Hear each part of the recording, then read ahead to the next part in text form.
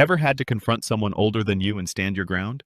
It was Christmas Eve in our cramped dining room in Dayton, Ohio, the kind of place where the fake tree lights flickered like they were on their last legs, and the air smelled of overcooked turkey and unspoken grudges that had been simmering for decades. I sat there, Lacy Harlan, 48 years old, picking at my mashed potatoes with a fork that felt heavier than usual, while my father, Harold, held court at the head of the table like he still owned the world. He used to run a little auto parts shop, the kind that kept blue-collar families like ours afloat back in the 70s and 80s, but that went belly up years ago when the factories started closing. Now, all he owned was our annual dose of misery, dished out with the precision of a man who'd never learned to apologize. My brothers, Jack and Mike, flanked him like loyal sidekicks in some bad western, both pushing 50 now, nursing their beers and nodding along to whatever nonsense Dad spouted about real men providing for their families. Jack ran a used car lot on the edge of town that barely scraped by, always one bad month from folding, and Mike bounced between construction gigs that dried up faster than Ohio summers. They weren't bad guys, not really, just the kind of knuckleheads who thought the world owed them a living because Dad had always bailed them out. Me? I was the odd one out, the daughter who'd skipped town for Columbus 20 years back, chasing dreams they called foolish. And on nights like this, it showed. The meal dragged on with the usual small talk that wasn't small at all.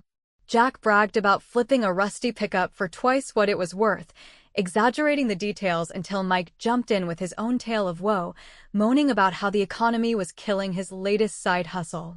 Mom would have cut through it all with her sharp wit. God rest her soul. She'd passed 5 years ago from that quick lung cancer scare, but without her, it was just the four of us, the tension thicker than the gravy.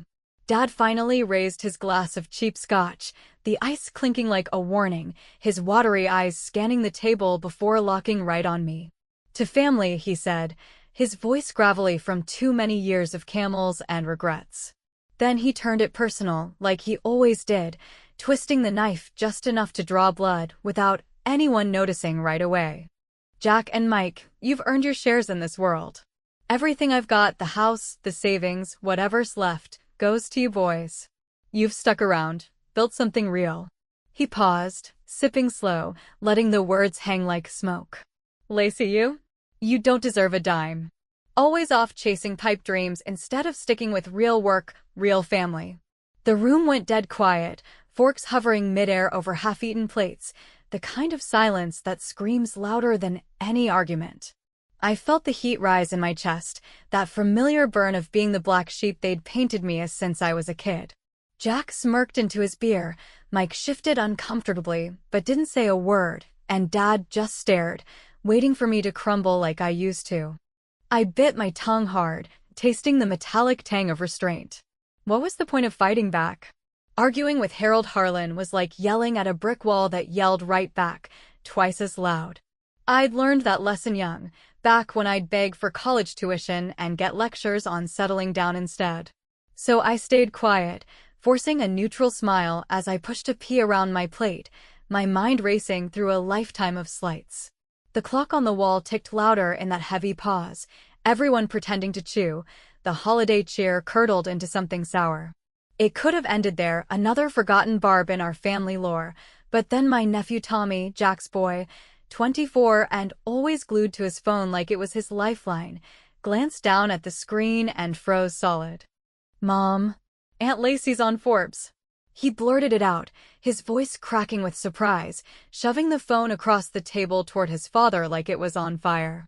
Every fork stopped moving for real this time, no more pretending. Jack snatched it first, his face paling as he scrolled, Mike leaning over his shoulder with a grunt of disbelief, and Dad's glass trembled in his gnarled hand, scotch sloshing over the rim. There I was, splashed across the digital pages in full color, Lacy Harlan, self-made tech entrepreneur, my little inventory app for small businesses exploding into a national sensation. $100 million valuation overnight, all thanks to a viral pitch that caught the eye of some Silicon Valley venture capitalists. I'd kept it under wraps, no calls home, no humble brags at Thanksgiving. Why bother? They'd just find a way to take credit, or worse, tear it down with their usual envy-laced jabs. I watched their faces cycle through the stages like a bad sitcom.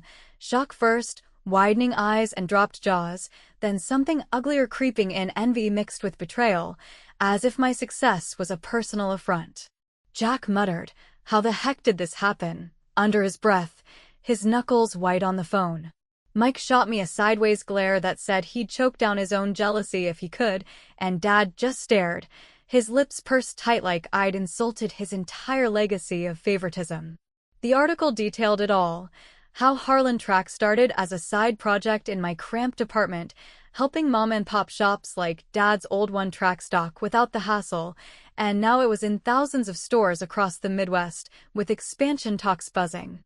Reporters called it the next big thing for everyday entrepreneurs, the American dream wrapped in code. I let a small smile creep onto my face, the kind that's equal parts triumph and I told you so, but I didn't gloat out loud. Not yet. Earlier that evening, before the toast, I'd overheard Jack on the phone in the kitchen, lying to a supplier about his inventory numbers, nothing huge, but enough shady padding to raise eyebrows.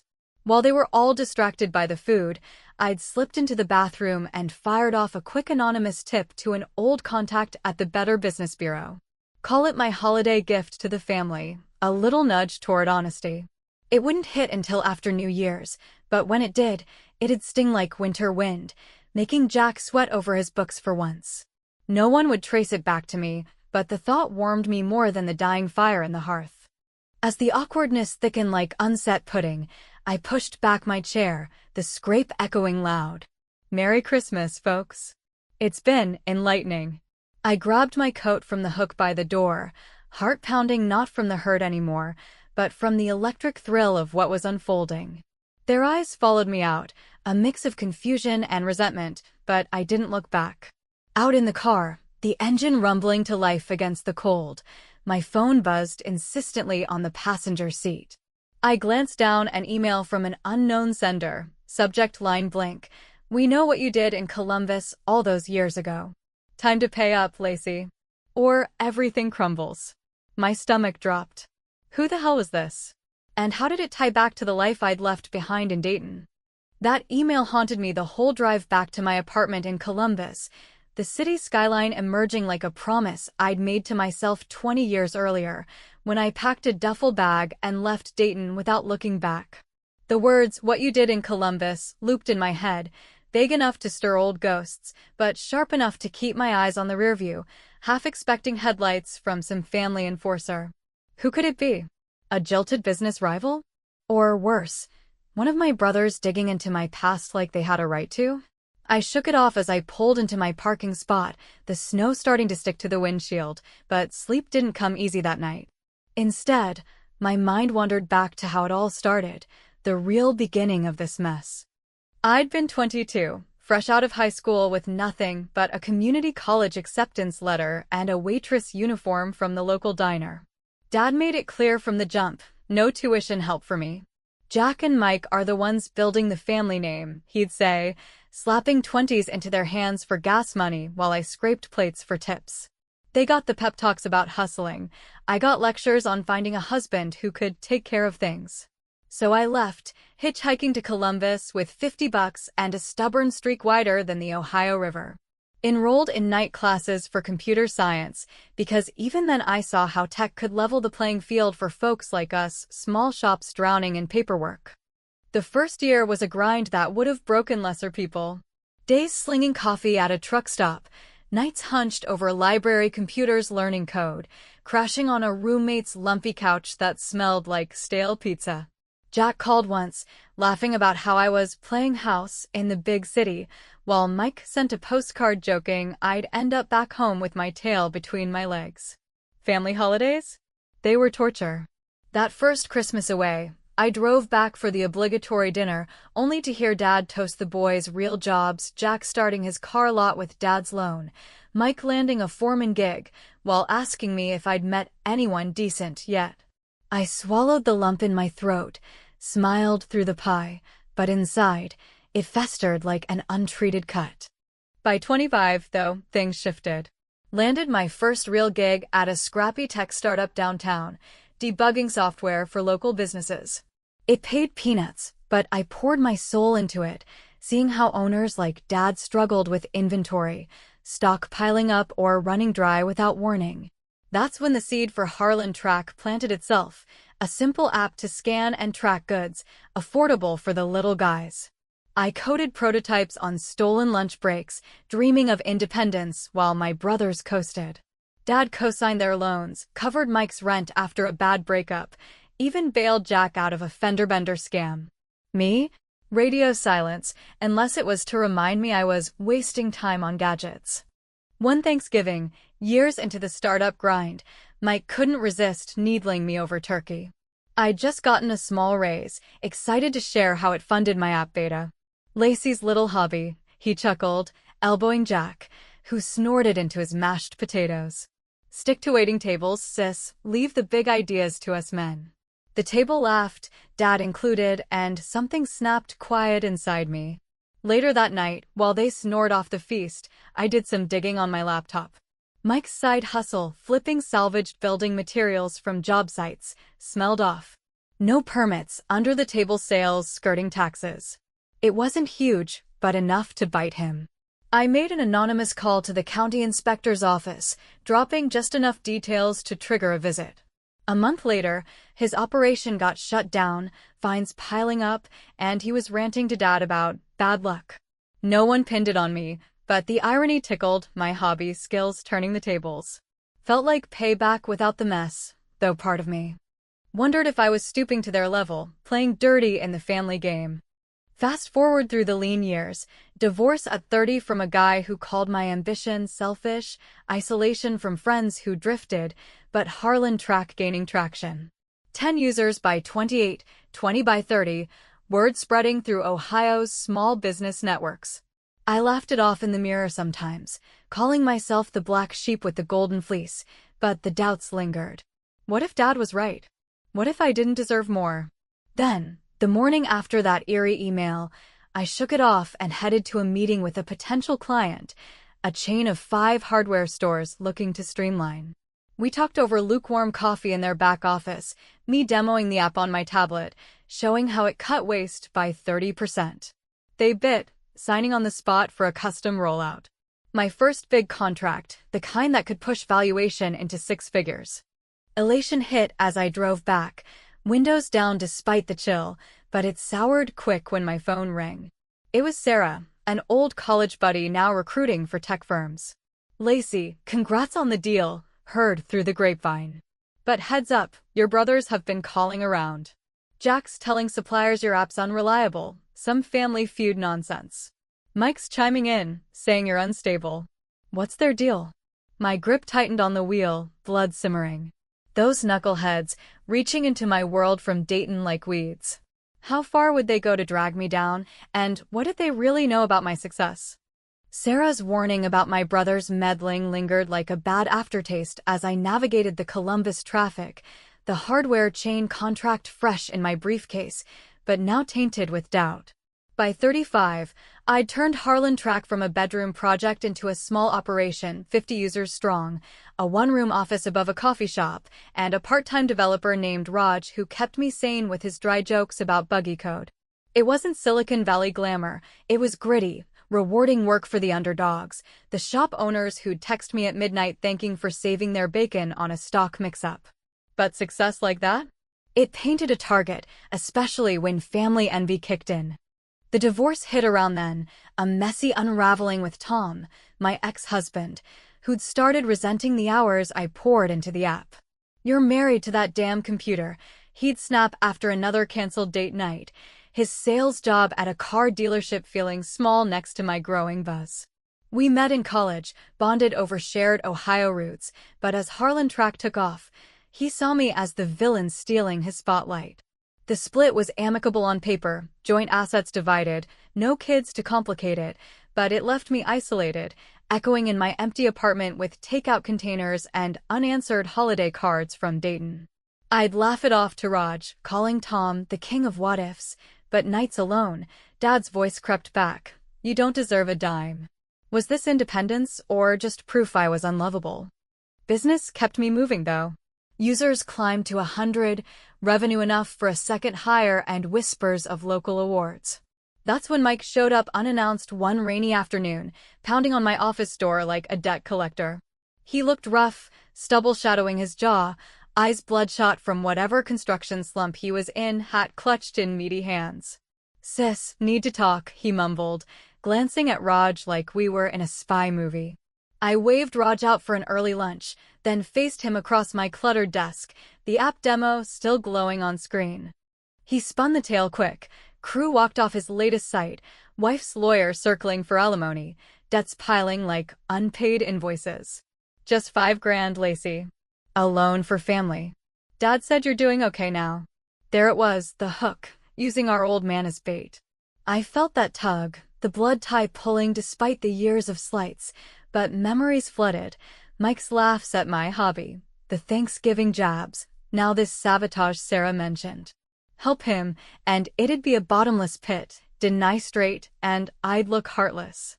So I played clever, leaning back with a sympathetic nod. "Mike, I get it. Tough times. But Harlan tracks for businesses like yours. Let me hook you up with a free trial. Track your materials, cut waste, maybe turn things around without cash." He bought it, eyes lighting as I walked him through setup on my laptop, inputting his site details. What he didn't know: I'd coded a backdoor alert weeks back for shady entries, flags for unlicensed flips or fudged numbers. As he typed, it pinged my private dashboard, unreported sales, permit lapses. By evening, I'd forwarded the anonymized report to the state licensing board. A concerned citizen tipped that'd trigger an audit without my name attached. 2 weeks later, Mike's phone blew up with inspector calls, his gigs frozen while he scrambled. He left a voicemail raging about bad karma, but I deleted it with a wry smile. Revenge served efficient, no fingerprints. Raj caught me chuckling over coffee later. "Family's a contact sport," I quipped, but inside, it twisted. Was denying him help heroic, or just me mirroring their pettiness? Viewers might side-eye that choice, cheering the wit but cringing at the cruelty. The sabotage didn't stop there. Jack ramped up his whispers, calling chambers of commerce to paint me as unreliable. Family drama, code for "don't trust the girl." It cost me 2 pitches, frustration boiling until I spotted an opportunity, a local business expo where Jack's car lot had a booth next to mine. I could have ignored him, but instead, I outmaneuvered, partnered with a rival dealer for a demo bundle, Harlan Track integrated with their inventory system. Jack's spot looked stale by comparison, foot traffic thinning as buyers flocked to us. He glared across the hall, but I just waved, the small victory sweet like forbidden pie. Humor in the absurdity, my brothers, kings of the con in Dayton, outfoxed by their sister's app. Still, the emails persisted, 3 now, each vaguer, hinting at debts from the old days, without specifics. I hired a freelance investigator on the down low, a no-nonsense guy named Pete who promised discretion for a retainer. His first report landed midweek, innocuous at first, background on my early Columbus moves. But buried in the attachments, a scanned letter from Mom's estate lawyer, dated right after her passing. It outlined her life insurance, $30,000 split 3 ways, equal shares for me and the boys. Yet my portion? Redirected by Dad's signature to family business needs. My hands shook as I read it, the pieces clicking. He'd funneled it to Jack's startup loans, Mike's bailouts, claiming I was self-sufficient. Evidence of manipulation, cold and clear. How deep did the lie go, and what if Tommy knew? My phone buzzed then, his name on the screen, the first call in years. What bombshell was he about to drop? Tommy's call came through just as Pete's report on Mom's estate sat open on my desk, the words blurring under the fluorescent lights of my office that had grown from one room to a modest suite by 38. I hesitated before answering, the ringtone slicing through the hum of Raj typing away on the latest update, but curiosity won out. "Aunt Lacy? It's me. Don't hang up, please. We need to talk, away from everyone." His voice carried that mix of urgency and nerves I'd heard in him since he was a kid tagging along at family barbecues, always the quiet observer amid the chaos.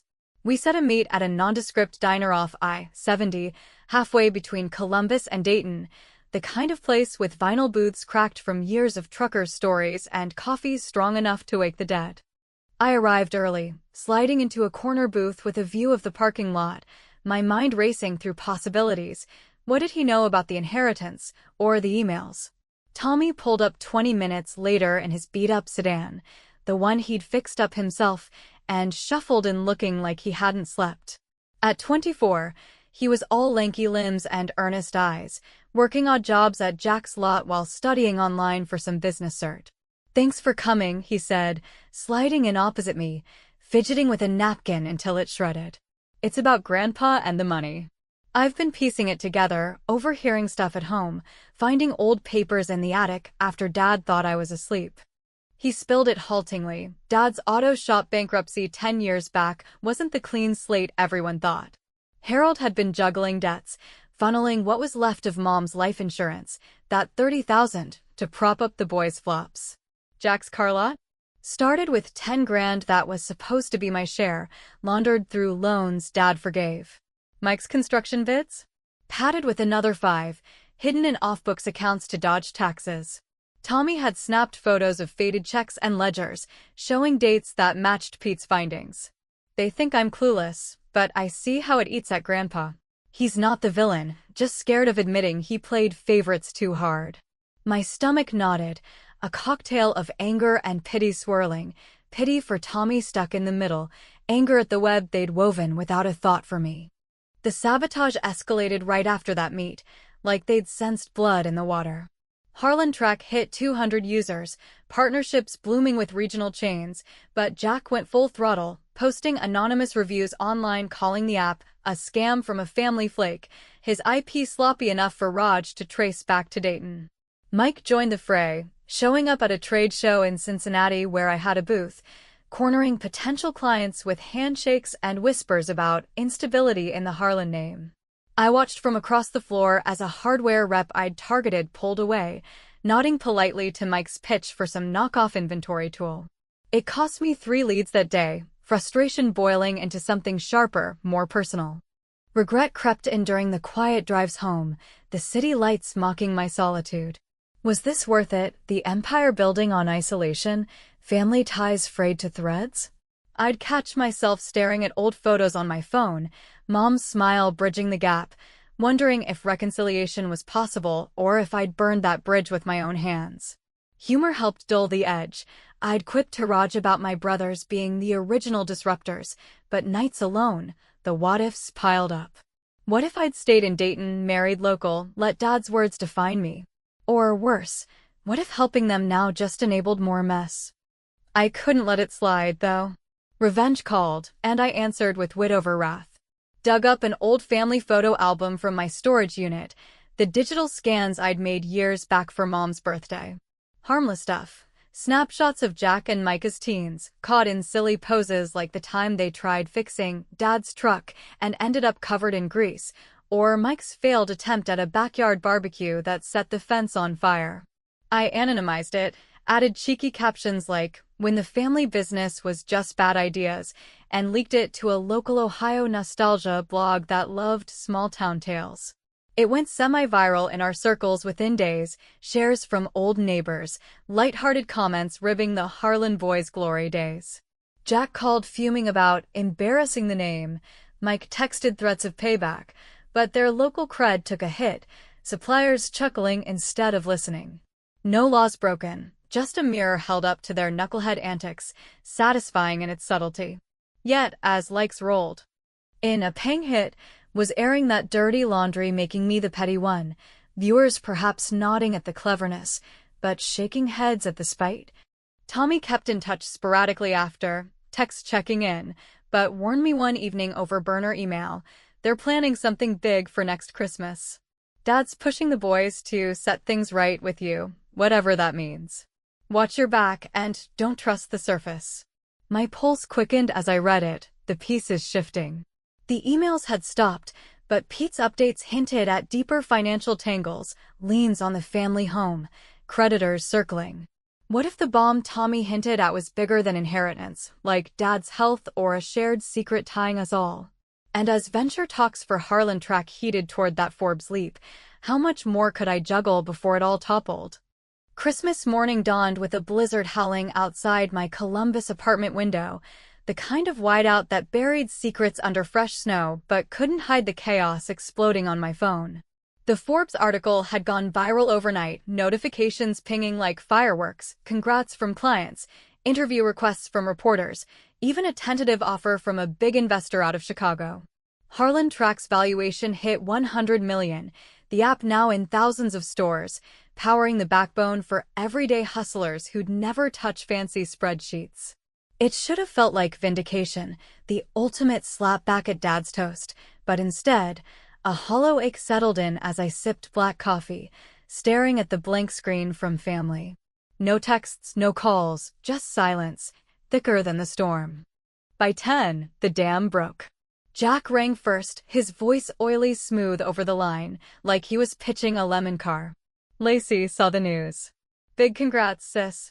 Dad's, well, he's heartbroken you didn't share. We all are. Owe us a family sit down, explain how it happened. Owe them? After the dime speech, the years of sabotage? I bit back a laugh, tasting the irony, my success now their leverage. Sure, Jack. The old house noon? Neutral ground. He agreed too quick, and I hung up, pulse racing. Tommy had texted coordinates earlier, whispering it was a summit to hash things out. I packed the printouts from Pete, the ledgers, checks, Mom's estate docs, into a folder, my revenge blueprint finally ready. No more mini-jabs. This was the reckoning, clever and complete, but part of me dreaded the fallout. The drive to Dayton was a white-knuckle crawl, wipers battling flurries, my mind replaying the dinner scene, forks frozen, faces twisting. What if they groveled? Or doubled down? By noon, I pulled up to the family home, the sagging porch light flickering welcome, snow piling against the door. Inside, the living room smelled of pine and stale regrets, the fake tree still up from last night, ornaments askew. Dad sat in his recliner, gaunt under the Afghan, brothers on the couch like mismatched bookends, Jack fidgeting with his keys, Mike arms crossed, Tommy hovering by the window like he might bolt. The air crackled, everyone avoiding eyes until I dropped my coat and took the armchair opposite, folder in lap. Let's cut the holiday cheer, I said, voice steady as I slid the papers across the coffee table. Remember your toast, Dad? About me not deserving a dime? Turns out, you insured that long before. Mom's insurance, $30,000, equal shares. Mine went to family needs, Jack's lot, Mike's gigs. Signatures, dates, all here. You played God with our lives, favorites first. Dad's face crumpled, not with denial but a weary sag, his hands trembling as he flipped pages. Jack sputtered, "This is forged crap, Lacy. You're twisting it for spite." Mike leaned in, red-faced, accusing me of hacking or worse, but Tommy stepped forward, voice quiet but firm. "It's real. I found the originals in the attic. Grandpa, you gotta own this." The room spun into accusations, brothers piling on Dad for the mess, him muttering defenses about protecting the boys while I was off chasing dreams. Protecting? From what fairness? I let them stew, then dropped the hammer, my revenge unfolding like a well-scripted play. Oh, and those debts? I've been busy too. Through a quiet shell company, I bought the liens on Jack's lot, 15 grand in back taxes, and Mike's truck fleet, 20 in defaults. Due today. Pay up, or it all forecloses by New Year's. Their jaws dropped, Jack's keys clattered to the floor, Mike half rising like he'd charge. I'd traced the paperwork months back via Pete, snapping up the notes cheap from overeager banks legal, witty payback using their sloppiness against them. No violence, just the squeeze of consequence, watching them squirm like the knuckleheads they were. Dad pleaded, "Family, Lacy, don't do this. We're all we've got." But I held firm, the satisfaction sharp as fresh snow, even as doubt flickered. Was this triumph, or just me becoming the cold one? Humor edged in despite the tension. Jack's whine about ruining Christmas twice drew a reluctant snort from Tommy, lightening the air for a beat. Yet, as they stormed threats of lawyers and cut ties, The real twist landed soft but devastating. Tommy pulled me aside in the kitchen while they argued in the hall, his whisper urgent. "Aunt Lacy, you nailed it. They deserve the wake-up. But Dad's sick. Prostate cancer, stage 3. Diagnosed last spring, hit it to keep peace during the holidays. Chemo starts after New Year's. That's why the push for unity." The floor tilted, cold water dousing my fire. Cancer? The man who dismissed me, now fragile under the weight of his secrets. Had my empire blinded me to that humanity, or was it always there, buried under resentment? I drove back through the easing storm, Forbes glow dimming in the rearview, millions promised, but isolation ringing louder. The app thrived, users emailing thanks for empowering their dreams, but family? Shattered, brothers vowing distance, Dad's silence a final wall. Tommy's last text buzzed as I parked. "Call if you want to talk. Maybe there's room for more than revenge." My thumb hovered over his number, the question burning. Forgive the unforgivable, bridge the gap with what-ifs, or let success's silence win. The blizzard cleared, but the real storm lingered, unanswered in the quiet.